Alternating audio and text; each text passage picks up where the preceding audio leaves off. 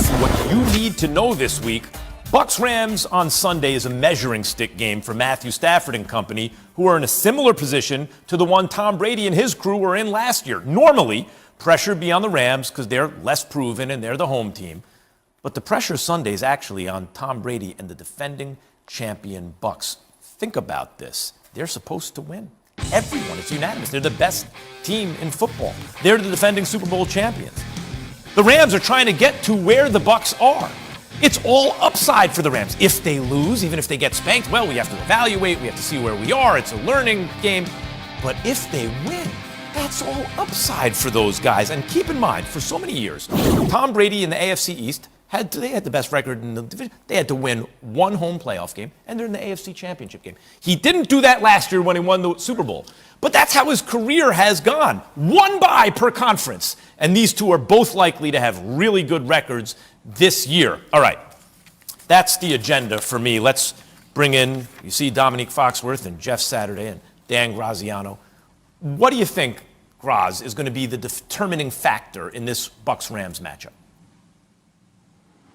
Well, I think it's going to be if the Rams defense can find a way to slow down this Buccaneers offense that scored 30 points in its last, was it 9 games, 7 games, something like that, dating back into last season. So, it's going to be on Aaron Donald up front. It's going to be on Jalen Ramsey on the back end to find a way to slow down that high-powered offense with Tom Brady slinging it to all those great receivers and his old buddy Gronk. I think if the Rams can pull this off, they can start to build the confidence that they can be the championship team they think they are. Bucs already know they can be a championship team. I mean, I understand why Tom Brady's saying what he's saying, but the fact is some stuff does carry over from last year. Most significantly, they know that they can be a champion. The Rams are still trying to find that out. Jeff, who has more pressure here, Rams or Bucs? Rams. I mean, listen, when you think about the Rams and what they're all in on Matt Stafford. They understand they brought him to win now. They understand that they sit well in their division. We talked about how tough the NFC West is going to be. They probably are sitting on top of it right now. But they got to go show who they are. And Matt Stafford, listen, he has been a great quarterback. He ain't won a lot of big games. This is the first premier. This is a big game, right? Like good coaching staffs, good players. Like let's match it up and see what it is. I think this is an enormous game for Matt Stafford and Sean McVay together, just for what they're facing. And by the way, I think they got a good shot because of how Tampa's defense is playing. Tampa needs to show up too. They might have a shot, but I think it's obvious that it's the Rams because it's the difference between thinking and knowing. Yes. Like, I think if Jeff got mad at me, I could hold my own for a few minutes. But Max, I know if you want to go to the fisticuffs, I can handle up with you. So it's a difference for them. And the Bucs. You've never been in a fight if you think fights last a few minutes. You ever been in a fight? They do when I'm in them. So the Bucs know that they can win a championship. Yeah. They know Tom Brady can come through. The Rams, they think they have a little hope. They got their fingers crossed. And I'm sorry. I know you guys both played a long time in the NFL, but I used to simulate games on Madden. I need to tell you, you're both wrong. Thanks, guys. Much appreciated. That's it for this edition of This Just In. Thanks for tuning in. I will tell you guys why you're wrong later. I don't want to fight you, really. Jump is coming up. I love you. I don't like anybody. Just hug it out. All right, let's welcome Jeff Saturday back in along with Dan Graziano. Look, guys, everyone's giving Nagy a hard time. What is he supposed to say? He can't tell you the truth. Justin Fields is our best quarterback. We can't play him because I'm looking out for you Bears fans who haven't had a good quarterback in a million years. Let's buy him as much time as possible, right? And like, I don't know, like, isn't he's trying to do the right thing, but if he says it out loud, he's cooked. I don't think we should be killing him for it. Jeff, I see you shaking your head saying, no, you idiot, we should be giving him a hard time for it. What's your take on all this? Yeah, Justin Fields needs to be playing. I mean, listen, you bring him out after the Dalton injury, and we say he didn't play well. You're going to go back and watch this game and say he actually didn't play nearly as bad as you think he did, right? I mean, a guy who's getting basically less than 10% of your reps in practice leading up to the game, who's a rookie, by the way, so it's not like he's a vet who's been around the game who understands how to prep for an NFL game.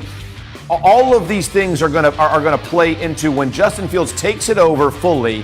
He will begin to increase his ability to play because he'll have all the offensive reps. He'll understand in the meeting rooms, hey, what does this blitz look like? If they give you this, what's this going to show? All the conversations you have leading up to the game, and then he's going to give you outside of the pocket, which Andy Dalton cannot give you. I'm tired of hearing about we need to protect Justin Fields. Give me a break, man. We don't protect. We're not protecting Zach Wilson. We're not protecting Trevor Lawrence. We're not protecting Mac Jones. Why? Because you're putting your best 11 on the field. Is he your best 11? Put him on the field. Zach Wilson and Trevor Lawrence aren't being protected, and I don't know if they're developing or not. Mac Jones is being protected, and maybe I feel like Dana Carvey's grumpy old man from the old SNL. You are. You know, I don't like things now compared to the way they used to be. In my day, you didn't play a quarterback until year 15. You know, like, I don't know. Maybe I am stuck in that, but there are two distinct schools of thought here. One says, develop him a little bit, holding the clipboard. The other says, not anymore. Throw him in there. Dan, what's the latest you're hearing on the Bears QB situation? What I know about the Bears quarterback situation is that they definitely had a plan for Justin Fields when they drafted him in terms of when they expected him to be ready to play. I know that they don't want us to know the details of that plan, so that's why you start to see him get a little cagey at the news conference because, you know, he doesn't want to let us, the general public, in on it. I'm pretty sure the Bears were hoping that circumstances wouldn't force their hand to put Justin Fields in a game before they decided, by whatever criteria they're using, that he's ready. And I think Matt Nagy finds himself in a situation this week where those circumstances might, in fact, do just that. 5 of the next 8 Bears games are against playoff teams from last season, and that doesn't include the Raiders and the 49ers. Not good. Time now to talk a little fantasy football. After 2 weeks, there's plenty of us out there that might be a little panicked about our team. So let's bring in Field Yates, see if he makes us feel any better. Of Fantasy Football Now and the Fantasy Focus podcast. Give us some advice, Field. Let's run through a few players that have disappointed fantasy managers so far. You tell us whether there should be panic or patience, starting with my guy, Saquon Barkley. Yeah, I'm sorry to do this to you, Mac, my first time on the show, but I'm panicked here about Saquon Barkley. You take away that one long 41-yard run in Week 2 against the Washington football team, and it's basically been about 2 yards and a cloud of dust. He has not been involved in the passing game nearly as much as you had hoped. There have not been goal line opportunities. I know he's going to get closer to 100% at some point during the season, but people use a first-round pick on Saquon Barkley, and so far, that offensive line has given him no room to run whatsoever. Now, same division and same position, different player. Antonio Gibson's a guy that I am largely patient on right now. He's the Washington football team running back. He was a wide receiver in his college days. He has gotten plenty of opportunities on the ground. What I would like to see more of, however, is opportunities through the air as a pass catcher, but still patient with Antonio Gibson. And one more player is A.J. Brown for the Tennessee Titans, who has 3 end zone targets through 2 games. That's good. He had 6 in all of 2020. He's getting critical targets. He had a bad drop last week. The Titans basically punted through the first 6 quarters of the season before turning things on in the second half against the Seahawks. Patience with A.J. Brown. He will be a star for your lineup for weeks to come. Field, your waiver wire column is live on ESPN.com right now. Who are your top players to pick up this week? Yeah, Max, it's not a great week for players that you can add and start, but a couple names to add and stash. And let's start with Dallas Cowboys running back Tony Pollard, who is the clear-cut number 2. He is definitely behind Ezekiel Elliott, but last week he had up over 100 yards rushing, and if something ever happened to Zeke and he was not available, Pollard would be a top 10 play week in and week out. He might eventually establish standalone value even if Elliott is still on the field. A really exciting piece of that Dallas offense. And speaking of excitement, the Cardinals have plenty right now, not just because of Kyler Murray, because of their second-round pick, Rondale Moore, who you see right here.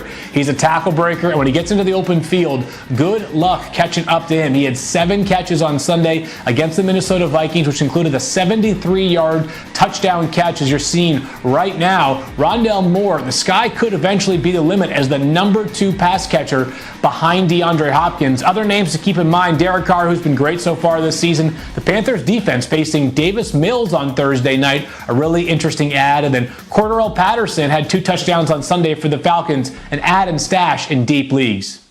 Thanks, Field. You can hear Field every weekday on the Fantasy Focus podcast, available wherever you get your podcasts.